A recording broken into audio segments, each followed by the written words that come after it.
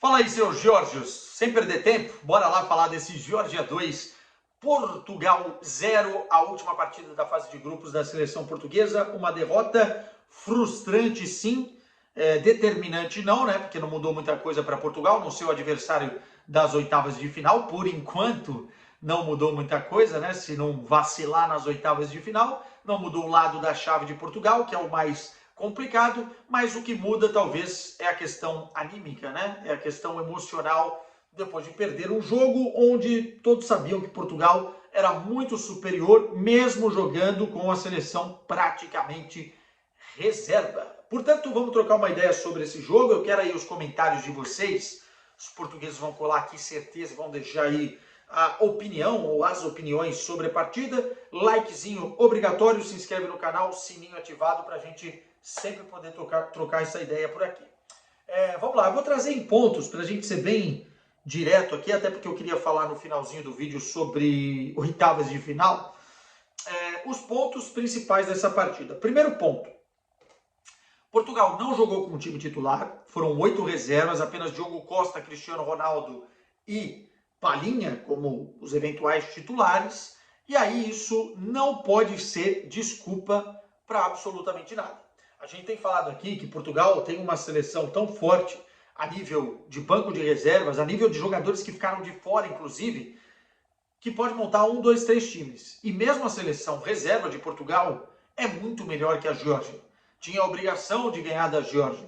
Aliás, os jogadores que entraram em campo mostrando e querendo mostrar serviço tinham a obrigação de ganhar. Por isso que gerou uma frustração e gera-se uma inquietude no torcedor lusitano, porque ele não correspondeu àqueles que muita gente achava que corresponderiam. Pô, Quesada, tem a ver com o que então isso? Individualmente? Sim, algumas peças individuais abaixo e também coletivamente o esquema de jogo montado pelo Roberto Martínez talvez não foi o mais favorável para potencializar alguns jogadores. E mais do que isso, tivemos também alguns erros individuais fundamentais para o resultado. Esse é o ponto 1.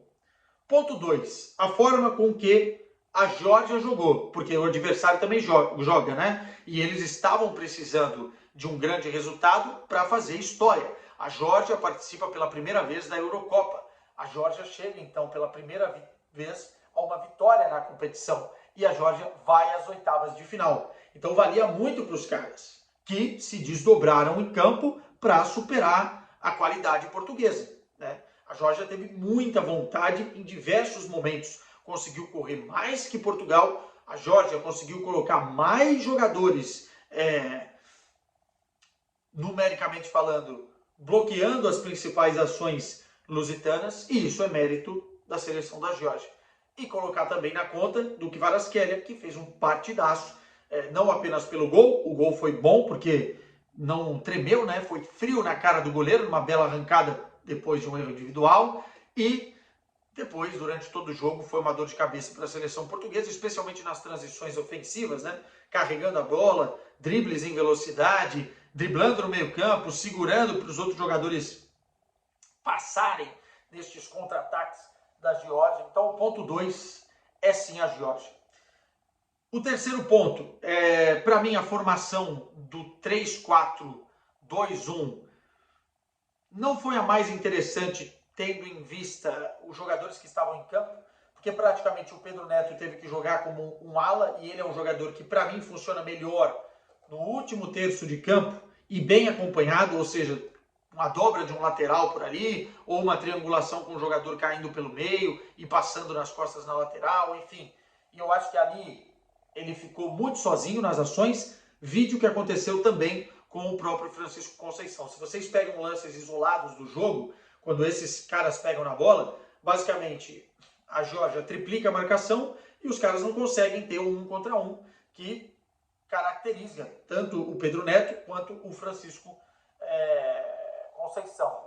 O João Félix é um jogador com lapsos de genialidade. Se a gente pegar alguns recortes do João Félix no jogo, você vai ver e vai talvez entender, quem não viu o jogo, que ele jogou bem, mas não é um cara de intensidade, e esse liga e desliga do João Félix é o grande problema da carreira do João Félix, não só nesse jogo. O Cristiano Ronaldo ficou muito encaixapado ali com os jogadores ao seu redor.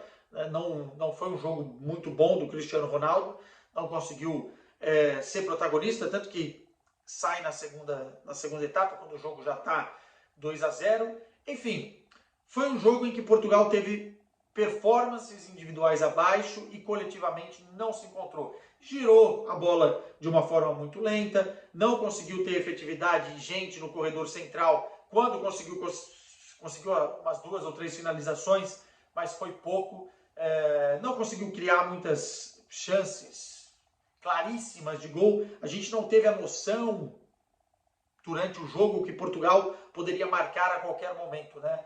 Não foi uma pressão enorme criada. Teve sim alguns lances, o goleiro da Geórgia fez uma outra defesa, mas não foi a seleção de Portugal que pode ser. Esse é o grande ponto, né? Você só cobra de quem pode te dar alguma coisa, né? A expectativa ela é gerada e aí a responsabilidade é maior ainda.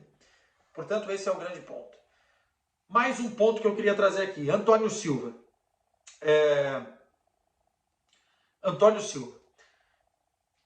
É complicado porque por muito tempo Portugal não teve zagueiros promissores dentro dos seus domínios, né? E aí eu estou falando de um tempo escasso mesmo, onde era o Pepe e mais um do lado, mas não tinha jovens surgindo. Hoje Portugal tem Gonçalo Inácio, tem o próprio Antônio Silva, tem o Totti Gomes. E os jovens, cara, eles erram. Imagina só vocês, os veteranos erram, os jovens erram. Eu não vou passar pano para a atuação do Antônio Silva, que eu achei muito ruim. Muito ruim. E determinante, sim, para o resultado. Mas não dá para você pegar o cara com 20 anos, um dos zagueiros mais promissores do futebol português, e condenar, e falar, não tem mais condição de jogar na seleção portuguesa. Isso não pode fazer. Ele não era, e não é o Beckenbauer que muita gente quer falar, e ele nem é o Pereba da esquina que muita gente vai colocar agora. Ele fez um jogo muito ruim. Ele sentiu o peso de uma grande competição, né? De estrear numa Eurocopa. Tanto que aos 2 minutos ele condiciona o jogo. Ele erra um passe, sai o gol da Geórgia. E por que condiciona o jogo? A Geórgia precisava ganhar a partida para se classificar.